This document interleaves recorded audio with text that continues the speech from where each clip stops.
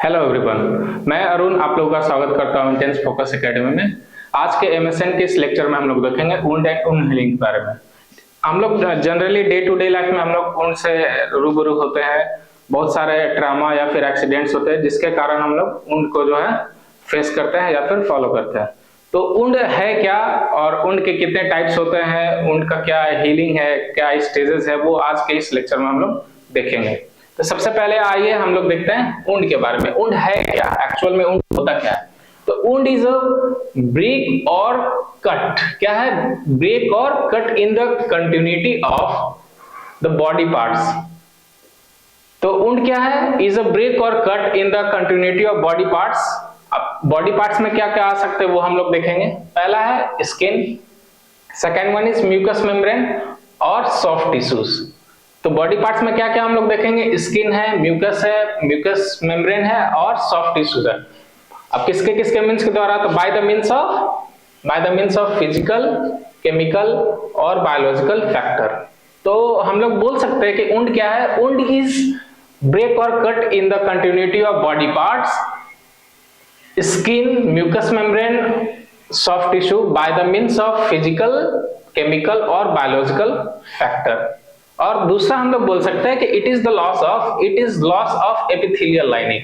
Epithelial lining मतलब generally हम लोग आम भाषा में बोल सकते हैं स्किन, है ना। तो it is the loss of skin और एपिथेलियल लाइनिंग। अब हम लोग देखेंगे क्या क्लासिफिकेशन में हम लोग देखेंगे वुंड्स को किस किस टाइप्स में बांटा गया ऑन द बेसिस ऑफ, जैसे हम लोग देख रहे हैं यहाँ पे first one is healing, time of healing है यहाँ पे, उसके बाद स्किन इंटीग्रिटी है, उसके बाद और भी बहुत सारे टाइप्स होते हैं वो हम लोग देखेंगे आगे। तब हम लोग देखते हैं क्या क्लासिफिकेशन ऑफ वुंड। तो पहला हमारा बेसिस क्या होगा? हमारा based on the duration of healing, यानी कितने देर में वो हमारा वुंड जो है जनरेट हुआ है किसी भी मीडियम के द्वारा, किसी भी ट्रॉमा के द्वारा, वो कितने देर में हील हो रहा है, उस बेसिस पे हम लोग देखेंगे। तो आइए स्टार्ट करते हैं। Based on the duration of healing, तो इसमें जो है it is divided into two parts. इसमें हम लोग दो पार्ट्स में इसको डिवाइड करेंगे। First one is chronic acute wound. क्या है? First one is acute wound and second one is chronic wound. तो एक्यूट क्या है और क्रोनिक क्या है वो अब हम लोग देखते हैं। फर्स्ट, तो एक्यूट वुंड क्या है? Usually heels with in the 4 weeks. ठीक है, तो एक्यूट वुंड क्या होगा? यूजुअली हील्स करेगा कितने दिनों में? With in the 4 weeks. अगर 4 वीक्स के अंदर कोई भी वुंड हमारा अगर हील हो जा रहा है तो उसको हम बोल सकते हैं एक्यूट वुंड। अब क्रोनिक वुंड में क्या हो जाएगा? तो it fails to heal within the 4 weeks, मतलब ये 4 वीक्स में हील नहीं हो पाता, ये क्या हो जाता है? फेल हो जाता है। अब किस किस कारण से फेल हो सकता है वो हम लोग आगे देखेंगे। और एक्यूट वुंड में क्या होगा? सेकंड पॉइंट हमारा क्या कि heels by the primary intention. ये प्राइमरी इंटेंशन क्या, ये एक स्टेज है वुंड हीलिंग में, वो हम लोग आगे डिस्कस करेंगे। तो अभी के लिए आप इतना जान सकते हैं कि it heels by the primary intention. Primary intention is generally seen in the surgical wound. Generally हम लोग सर्जिकल वुंड के बारे में वुंड में हम लोग देखते हैं प्राइमरी इंटेंशन। ठीक है, क्या होता है, कैसे होता है वो हम लोग डिस्कस करेंगे आगे। अब देखिए क्रोनिक वुंड में it fails to heal within the 4 weeks. अब 4 वीक के अंदर जो है ये ठीक है हील तो नहीं हो पा रहा है। अब उसके कॉजेस क्या है वो हम लोग देख लेते हैं। तो कॉजेस क्या हो सकते हैं? इन्फेक्शन कॉज हो सकता है। इन्फेक्शन में भी बैक्टीरिया, जनरली बैक्टीरियल देखा जाता है, और जनरली बैक्टीरियल में कौन सा बैक्टीरिया? तो एनारोबिक बैक्टीरिया जो कि पस फॉर्म करता है। ठीक है, वो हम लोग देखेंगे। तो इसमें क्या हो गया? Infection, consistent and prolong pressure. अब कंसिस्टेंट और प्रोलॉन्ग प्रेशर का मतलब क्या हुआ कि कोई भी बेड रिडेड पेशेंट है, यानी बेड से उठ भी नहीं रहा है, तो एक पार्टिकुलर जगह पे उसका क्या होता है? प्रेशर पड़ता है। ठीक है, तो प्रेशर पड़ता है तो उस एरिया में अगर वुंड है तो वो भी जल्दी हील नहीं हो पाएगा। तो फर्स्ट क्या था हमारा? इन्फेक्शन था। Second one is consistent and prolong pressure. अब हम लोग देखते हैं क्या? तो लो न्यूट्रिशन। तो न्यूट्रिशन अगर उसका लो रहेगा या फिर उस पेशेंट का लो रहेगा तो जो वुंड है वो जल्दी हील नहीं हो पाएगा। और सेकेंड लास्ट है हमारा पुअर परफ्यूजन। अगर पुअर परफ्यूजन भी होगा तो भी हमारा वुंड हील नहीं हो पाएगा। तो फर्स्ट टाइप हम लोगों ने देखा based on the duration of healing. अब हम लोग सेकंड देखते हैं क्या? Based on the skin integrity, मतलब स्किन को जो है वो पियर्स कर पा रहा है, छेद पा रहा है या नहीं पा रहा है, या फिर ब्लंट वुंड है, वो हम लोग देखेंगे। तो इसमें हम लोग दो पार्ट्स में इसको डिवाइड कर सकते हैं। First one is open wound. First क्या हमारा ओपन वुंड है, और सेकंड क्या हमारा क्लोज वुंड है। तो ओपन वुंड में क्या होगा हमारा कि जो ओपन वुंड जो होगा उसमें क्या करेगा कि स्किन को पियर्स कर देगा, मतलब स्किन को छेद देगा, ठीक है। तो फर्स्ट तो हमारा क्या हो जाएगा ओपन वुंड, और सेकंड हो जाएगा क्लोज वुंड। क्लोज वुंड में कोई भी स्किन का पियर्सिंग नहीं होगा, पियर्सिंग नहीं होगा, ठीक है। अब हम लोग देखते हैं क्या ओपन वुंड के बारे में। तो ओपन वुंड क्या है, इट इज अ ब्रेक, और क्या है, इट इज ब्रेक और कट इन द स्किन। ये क्या है, ब्रेक और cut in the skin which can reach up to tissues, muscle, tendon और even bone। तो ओपन वुंड हम लोग क्या है देख लेते हैं। इट इज ब्रेक और cut in the skin which can reach up to tissues, muscle, tendon और even bone। अब ओपन वुंड्स के बहुत सारे टाइप है। पहला हमारा एब्रेशन है, second one is लैक्रेशन, and third one is incision. तो आइए अब हम लोग को एक एक करके इसको हम लोग देखेंगे। First one is abrasion. Abrasion क्या है वो अब हम लोग देखते हैं। सुपरफिशियल लाइनिंग मतलब क्या हो गया कि सुपरफिशियल इंजरी है, जैसे कि छिल जाना जनरली हम लोग बोलते हैं। तो जो भी बच्चा लोग गिरता है कहीं भी छिल जाता है, मान लो उसका नी में चोट लग गया या फिर एल्बो में चोट लग गया, तो वो सब जो भी वुंड होते हैं जनरल, वो हम लोग उसको क्या बोल सकते हैं, एब्रेशन बोल सकते हैं। तो superficial injury that occurs on the skin and visceral lining of the body. तो एब्रेशन क्या हो गया हमारा, सुपरफिशियल इंजरी हो गया, that occurs on the skin and visceral lining of the body. Now second one is laceration. Laceration क्या है वो हम लोग देख लेते हैं। तो it is due to shearing force, ये इंपॉर्टेंट है, shearing force and crushing force, crushing force, okay. इसमें क्या देखा जाता है, tissue bridging. Tissue bridging is क्या हम कहते हैं, tissue bridging is incomplete separation. जब इनकम्प्लीट सेपरेशन होता है टिश्यूज का या फिर वेसल्स और नर्व्स का। तो टिश्यू ब्रीजिंग में क्या होता है, एक्चुअली होता क्या है ना, जैसे ही हमारा एक मान लीजिए घाव बन गया, ठीक है।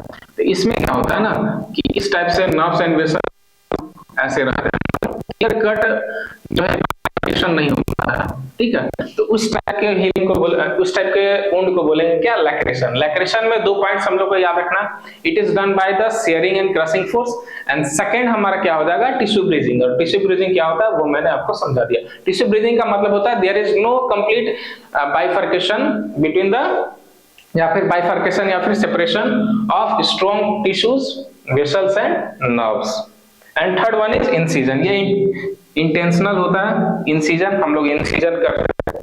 तो it occurs due to sharp object. ये किसके लिए किया जाता है, शार्प ऑब्जेक्ट। जनरली हम लोग इसमें क्या देखते हैं, बीपी ब्लेड। अब बीपी का फुल फॉर्म हो जाता है बार्ड पार्कर ब्लेड, याद रखिएगा इसको, BP blade, okay. They are generally deeper. ये क्या होते हैं, पहले डीपर होते हैं और लॉन्गर नहीं होते हैं, मतलब लॉन्गर से ज्यादा क्या होता है वो डीपर होता है। And there is no tissue bridging, इसमें टिश्यू ब्रीजिंग नहीं देखा जाता। तो ओपन वुंड में हम लोग ने देखा कौन कौन से टाइप होते हैं। तो पहला वो था हमारा एब्रेशन, दूसरा था हमारा लैक्रेशन, और तीसरा था हमारा इंसिजन। उसके बाद अब हम लोग देखते हैं क्लोज वुंड के बारे में। तो क्लोज वुंड क्या होता है, द स्किन रिमेन इंटैक्ट, मतलब स्किन में कोई पियर्सिंग या फिर कोई भी इंजरी इसको नहीं पहुंचेगा, ठीक है। The skin remain intact, the beneath और स्ट्रक्चर, मतलब स्किन के नीचे वाला स्ट्रक्चर ऑफ स्किन, उसमें क्या करेगा, हमारा मसल आ जाएगा, टेंडन आ जाएगा, बोन आ जाएगा, ligament get damage due to blunt trauma, due to blunt trauma. तो क्लोज वुंड क्या है, द स्किन रिमेन इंटैक्ट। पहला पॉइंट, इसमें क्या होता है, स्किन क्या हमारा रहता है, इंटैक्ट रहता है, मतलब उसमें कोई भी पियर्सिंग नहीं होती है। The beneath और underlying structure of the skin, मतलब कि स्किन के नीचे वाला स्ट्रक्चर जो भी है हमारा, that is muscle, tendon, bone and ligament get damage due to blunt trauma. ये हम लोग को जनरली किस में देखने में मिलता है, तो हीमाटोमा में देखने में मिलेगा, हेमरेज में देखने में मिलेगा, और कंटूजन में देखने में मिलेगा। कंटूजन जनरली ब्रेन में होता है जब ट्रॉमा हो जाता है, जैसे कि एक्सीडेंट हो जाता है जिसमें कि ब्लड जो है हेमरेज के कारण उसके लेयर्स में जम जाता है, जैसे कि एसडीएच हो गया, ईडीएच हो गया, बहुत सारे हेमरेज हम लोग देखेंगे। उसके बाद थर्ड पॉइंट हमारा आ जाता है क्या, based on the severity of wound. Severity of wound कहने का मतलब है कि कितना वो हम लोग को डैमेज कर पा रहा है, ठीक है। तो इसमें हम लोग इसको तीन पार्ट्स, इसके तीन टाइप्स होते हैं। पहला हो जाता है हमारा क्या, penetrating wound. Penetrating wound, second one is perforating wound and third one is puncture या फिर स्टैब। तो पहला हम लोग देखते हैं क्या, पेनिट्रेटिंग वुंड। पेनिट्रेटिंग वुंड में क्या होता है ना, generally it occurs when a foreign body, ये फॉरेन बॉडी के कारण होता है। It occurs when a foreign body और object pierces the skin and enters the body on one side and come out of another side creating a wound। इसमें क्या होता है, फिर से हम लोग देख लेते हैं। पेनिट्रेटिंग वुंड में क्या होता है, it occurs when a foreign body और फॉरेन ऑब्जेक्ट स्किन को पियर्स करता है, उसके बाद इंटर्स करता है एक साइड से और दूसरे साइड से ऐसे निकल जाएगा। तो उस टाइप के वुंड को क्या हम लोग बोलेंगे, पेनिट्रेटिंग वुंड। इसमें मेन पॉइंट्स क्या है ना, कि इसमें याद रखना है पहला क्या, कि फॉरेन बॉडी के कारण होता है या फिर फॉरेन ऑब्जेक्ट के कारण होता है। और दूसरा पॉइंट हमें ये याद रखना है क्या, कि एक साइड से पियर्स करेगा और दूसरे साइड से निकल जाएगा, मतलब पूरे बॉडी का जो स्ट्रक्चर है उसको क्या कर देगा, पेनिट्रेट कर देगा। तो जो पेनिट्रेट कर देगा उसको क्या बोलेंगे, पेनिट्रेटिंग वुंड। एग्जांपल में हम लोग देख लेते हैं क्या, वुंड बाय स्वॉर्ड, यानी तलवार से जो भी हमारा घाव होता है वो क्या हो जाएगा, पेनिट्रेटिंग वुंड हो जाएगा। अब परफोरेटिंग वुंड के बारे में देखते हैं। परफोरेटिंग वुंड क्या है, it is a type of wound in which the entry point is larger. इसमें क्या है, एंट्री पॉइंट क्या है, लार्जर है और इन्वर्टेड है एंड इन्वर्टेड क्या है। इसमें पहला ध्यान देने वाली बात क्या है, कि entry point is larger and inverted, और सेकंड पॉइंट इसमें ध्यान देने वाली बात क्या है, कि एग्जिट पॉइंट इज स्मॉलर और इन्वर्टेड। मतलब एग्जिट पॉइंट जो रहेगा वो हमारा क्या रहेगा, स्मॉलर रहेगा और इवर्टेड रहेगा। तो फिर से हम लोग देख लेते हैं क्या, perforating wound. It is a type of wound in which the entry point is larger and inverted and the exit point is smaller and everted, ठीक है। ये हो गया हमारा परफोरेटिंग वुंड। और थर्ड वन इज हमारा पंक्चर और stab. Puncture और स्टैब क्या होता है वो हम लोग देख लेते हैं। थर्ड क्या होता है, स्मॉलर। पेनिट्रेटिंग मतलब ऐसे ही मान लीजिए मेरे एब्डोमेन में जो है नाइफ से हर्ट कर रहा है या फिर पंक्चर कर रहा है, तो उस टाइप का जो भी वुंड हो जाएगा उसको हम बोलेंगे या फिर wound by. Now the fourth basis हमारा क्या हो जाएगा, based on the basis of infection. Infection के बेसिस पे हम लोग इसको डिवाइड कर सकते हैं। तो फर्स्ट क्या हो जाएगा हमारा, clean wound, second one is clean contaminated wound and third one is contaminated wound. Clean wound क्या है वो अब हम लोग ये ध्यान दीजिएगा, ए अगर हटा दीजिएगा तो वो क्या हो जाएगा, सेप्टिक हो जाएगा। सेप्टिक मतलब हो जाता है इन्फेक्शन, यानी ए सेप्टिक, ध्यान देने वाली बात है। Incision done under the aseptic condition नहीं होगा तो उसको क्या बोलेंगे, क्लीन वुंड बोल सकते हैं। सेकेंड वन हमारा क्या है, clean contaminated wound. Clean contaminated wound में क्या होता है, wound is under the aseptic condition, मतलब हमारा एसेप्टिक कंडीशन के अंदर है, लेकिन द बॉडी पार्ट इन्वॉल्व है, जो इसमें जो बॉडी पार्ट वो क्या कर रहा है, उसमें इन्फेक्शन है। तो उस टाइप के जो इन्वॉल्व है यानी जो जिसमें वुंड जो है एसेप्टिक कंडीशन में, लेकिन बॉडी पार्ट्स जो उसका इन्वॉल्व है वो क्या कर रहा है, जैसे हाथ में मेरे वुंड है, ठीक है, तो वुंड जो है हमारा यहाँ पे हाथ जो है, यहाँ पे जो है वो एसेप्टिक कंडीशन में है, लेकिन हमारे हाथ में क्या है, इन्फेक्शन है। तो उस टाइप का जो वुंड होगा उसको हम लोग क्या बोलते हैं, क्लीन कंटामिनेटेड वुंड। और लास्ट वन इज हमारा कंटामिनेटेड वुंड। ये क्या है हमारा कंटामिनेटेड वुंड। तो इसमें क्या होता है, प्रेजेंस ऑफ माइक्रो प्रेजेंट, और उसके बाद क्या होता है, causing purulent. Purulent is a type of discharge, वो हम लोग देखेंगे। Purulent is a type of discharge which is of foully smell. Foully smell होता है, बहुत ही गंदा स्मेल होता है, जनरली देखा जाता है डायबिटिक पेशेंट में। पुरुलेंट और कंटिन्यूअस इन्फेक्शन, यानी इसमें क्या होगा, इन्फेक्शन और पुरुलेंट डिस्चार्ज हमेशा होते रहेगा। तो वुंड और वुंड के वेरियस क्लासिफिकेशन के बाद अब हम लोग देखेंगे वुंड हीलिंग के बारे में। वुंड हीलिंग क्या है, कितने टाइप्स होते हैं, इसके बाद क्या क्या फेजेस होते हैं वो अब हम लोग डिस्कस करेंगे। तो पहला अब हमारा डिफाइन कर देते हैं वुंड हीलिंग। वुंड हीलिंग है क्या? वुंड हीलिंग मेनली आम चाल की भाषा में हम लोग बोल सकते हैं क्या? Wound repair. तो wound healing is wound repair. It is a natural process of healing. ये क्या है? नेचुरल प्रोसेस है हीलिंग का। Restoring of body structure and function. तो वुंड हीलिंग क्या है? वुंड रिपेयर एक तरह से कर सकते हैं, वुंड रिपेयर भी होता है। और second, it is a natural process of healing restoring of body structure and function. उसके बाद अब हम आ जाता है क्या? टाइप्स ऑफ वुंड हीलिंग के बारे में। कितने तरह के टाइप्स होते हैं? तो मेनली 3 तरह के होते हैं, primary intention, secondary intention and tertiary intention. तो पहला अब हम लोग देखते हैं इंटेंशन के बारे में। इंटेंशन इज जनरली सीन इन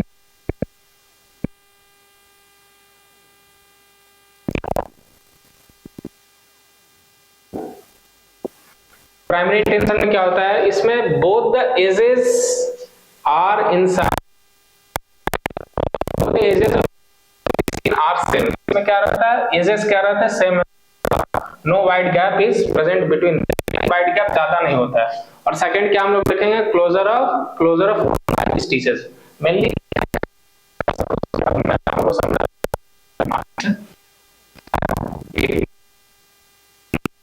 मैंने क्या किया? इंसिजन लगाया।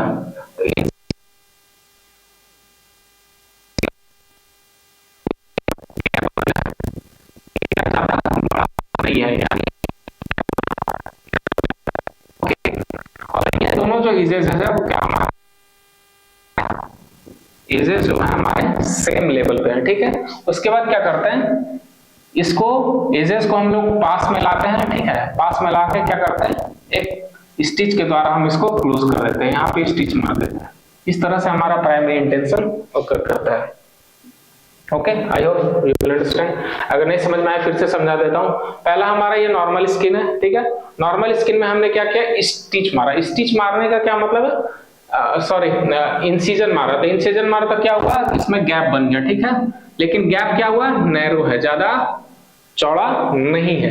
इट मीन, और उसके बाद क्या किया? उसके बाद हम लोग देख रहे हैं क्या कि इसका जो एजेस है और इस स्किन का जो एजेस है क्या है? सेम लेवल पे। तो क्या करेंगे हम लोग? दोनों ये जो एजेस है इसको आपस में लाएंगे और क्या करेंगे? चिपका देंगे, यानी पकड़कर चिपका देंगे। और उसके बाद क्या करेंगे? हम इसमें स्टिच मार देंगे। ये हो गया हमारा क्या? Primary intention. ये जनरली किस में देखने को मिलता है? सर्जिकल इंसिजन में हम लोग को देखने को मिलता है। Second one is secondary intention. Secondary intention में क्या होता है? There is wide gap. इसमें क्या होता है? वाइड गैप होता है। यानी क्या होगा? ये हमारा नॉर्मल स्किन है। अब किसी कारणवश ये अगर वुंड में कन्वर्ट हो गया तो मतलब इन दोनों के बीच में क्या हो जाएगा? ये जो गैप है वो क्या हो जाएगा? बड़ा हो जाएगा, यानी वाइड गैप हो जाएगा। तो इसको हम लोग कैसे फिल करते हैं? तो बिटवीन द टू एजेस। अब टू एजेस के बीच में क्या होगा? There is wide gap of the incised skin and wound is packed. इसमें क्या होता है? वुंड को क्या करते हैं हम लोग? पैक करते हैं, ठीक है, in order to prevent contamination. Mainly इसमें क्या होता है? मेनली 2 बातें इसमें ध्यान देनी है कि इसमें वाइड गैप होता है बिटवीन द एजेस, पहला पॉइंट। दूसरा पॉइंट, इसमें हम लोग वुंड को क्या करते हैं? पैक करते हैं। किसके लिए? In order to prevent contamination. इसमें क्या होता है? ऑल्सो नॉन एज, इसको जानते हैं डिले प्राइमरी हीलिंग के नाम से भी हम लोग जानते हैं। किसको? टर्सरी इंटेंशन को। इसमें क्या होता है कि एक ड्रेन प्रेस किया, ड्रेन जो है लगा देते हैं इन द वुंड एंड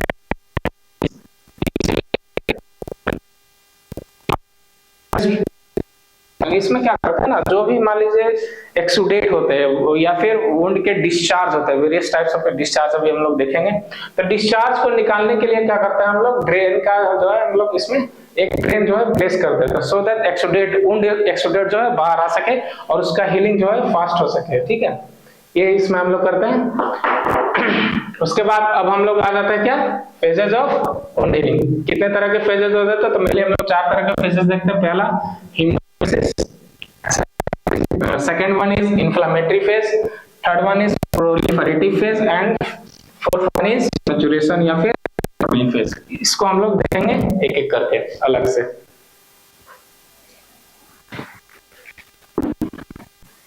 तो वुंड हीलिंग में हम लोगों ने देखा कि वुंड हीलिंग क्या होता है, उसके टाइप्स क्या होते हैं। There are mainly 3 types: primary intention, secondary intention and tertiary intention. उसके बाद अब हम लोग देखा phases of wound. Phases of wound में मेनली 4 फेजेस होते हैं। पहला one is haemostasis, second one is inflammation, third one is proliferative phase and fourth one is maturation. तो आइए हम लोग एक एक करके देखते हैं।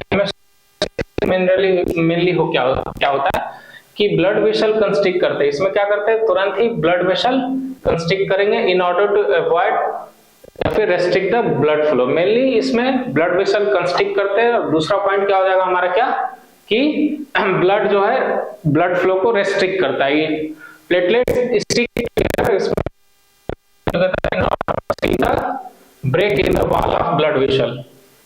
तो इसमें मेनली 2 पॉइंट्स हम लोग देखेंगे। क्या क्या कि पहला क्या है, ब्लड वेसल कंस्ट्रिक्ट करता है इन ऑर्डर टू स्टॉप या फिर अवॉइड द और रेस्ट्रिक्ट द ब्लड फ्लो। और सेकंड पॉइंट हमारा क्या हो जाएगा, platelets stick together in order to seal the break in the wall of blood vessel. और ये जनरली कितने टाइम के लिए होता है, मतलब कब होता है, तो ये इमीडिएट होता है। ये याद रखना है कि हेमोस्टेसिस इमीडिएट होता है। जब वुंड लगेगा या फिर वुंड हो जाएगा तो उसके तुरंत बाद जो है ये स्टेज या फिर ये फेज होता है।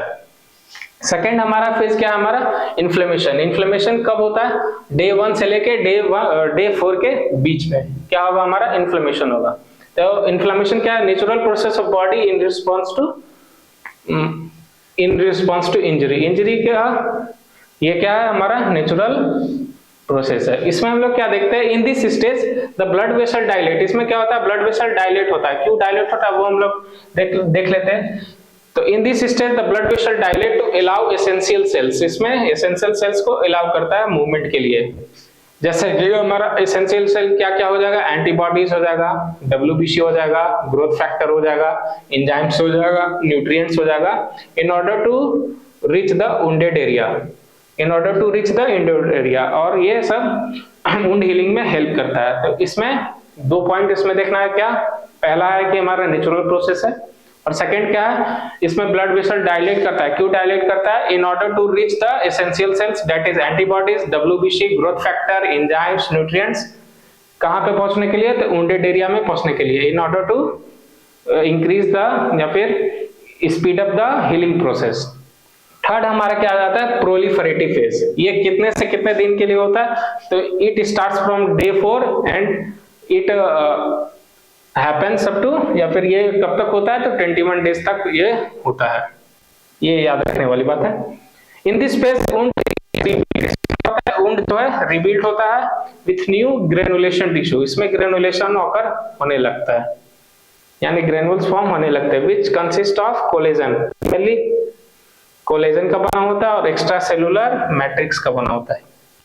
तो प्रोलिफरेटिव फेज कितने से कितने दिन के लिए होता है, 20, ये स्टार्ट होता है डे 4 में और एंड होता है, कब तक चलता है ये, तो 21 डे तक चलता है। इसमें क्या होता है कि वुंड को जो है रिबिल्ड किया जाता है with the new granulation tissue which consist of collagen and extra cellular matrix. अब हमारा इसमें प्रोलिफरेटिव फेज में मेनली 2 प्रोसेस होते हैं।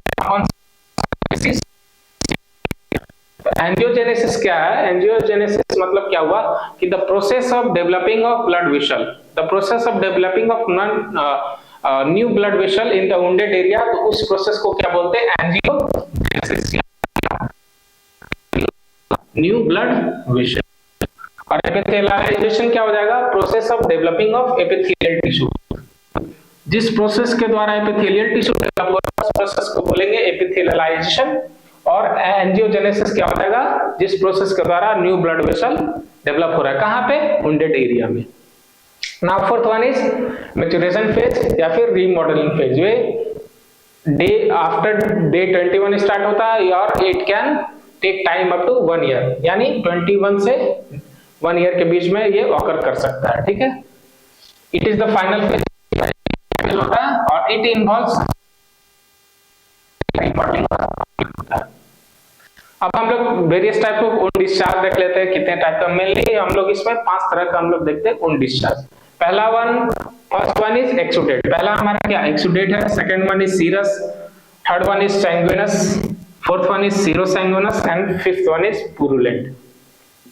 तो अब हम लोग एक एक करके इसको देख लेते हैं। एक्सुडेट क्या होता है? एक्सुडेट में क्या होता है? इंफ्लेमेटरी फ्लूइड होता है। क्या होता है हमारा? इंफ्लेमेटरी फ्लूइड होता है from the injured area which are rich in, ये किसमें रिच होता है? तो प्रोटीन में रिच होगा और लैक्टेट डिहाइड्रोजिनेज। तो एक्सुडेट क्या होता है? इंफ्लेमेटरी फ्लूइड होता है जो सेक्रेट कौन करता है? इंजर्ड टिश्यू के द्वारा सेक्रेट होता है, which are rich in protein and lactate dehydrogenase. And second one अब हमारा आ जाता है सीरस। सीरस क्या है? सीरस क्या है? क्लियर और white fluid discharge, clear and white fluid discharge, ये हो जाएगा हमारा सीरस। सैंगुइनस क्या है? सैंगुइनस में हम लोग जनरली क्या देखते हैं? ब्लड प्रोडक्ट देखते हैं। It contain blood product and blood clot. इसमें क्या होता है? ब्लड प्रोडक्ट रहेगा और ब्लड क्लॉट, तो उसको क्या बोल देंगे? सैंगुइनस। सीरो सैंगुइनस इसका मतलब क्या होगा कि इसमें व्हाइट डिस्चार्ज भी रहेगा और ब्लड प्रोडक्ट भी रहेगा। तो देख लेते हैं, ये दोनों का मिक्सचर हो जाएगा, यानी दोनों का मिक्सचर क्या हो जाएगा? सीरो सैंगुइनस। सीरो सैंगुइनस। तो इसमें क्या होता है? It contains blood and blood product, blood and fluid, ठीक है। इसमें क्या क्या रहेगा? ब्लड भी रहेगा और फ्लूइड भी रहेगा, और इसमें क्लॉट फॉर्मेशन नहीं होता है, इसमें नो क्लॉट फॉर्म। इसको क्या बोल देंगे? सीरो सैंगुइनस। एंड लास्ट हमारा क्या है? पुरुलेंट। पुरुलेंट क्या है? It contains discharge which has fall smell. इसमें क्या होता है? फॉल स्मेल होता है। तो फॉल स्मेल जहां भी रहेगा, जिस डिस्चार्ज में फॉल स्मेल आएगा उसको क्या बोल देंगे? पुरुलेंट। तो this is the end of wound. जो भी डाउट्स है या फिर आपके जो क्यूरीज है वो आप लोग कमेंट्स में पूछ सकते हैं। Thank you.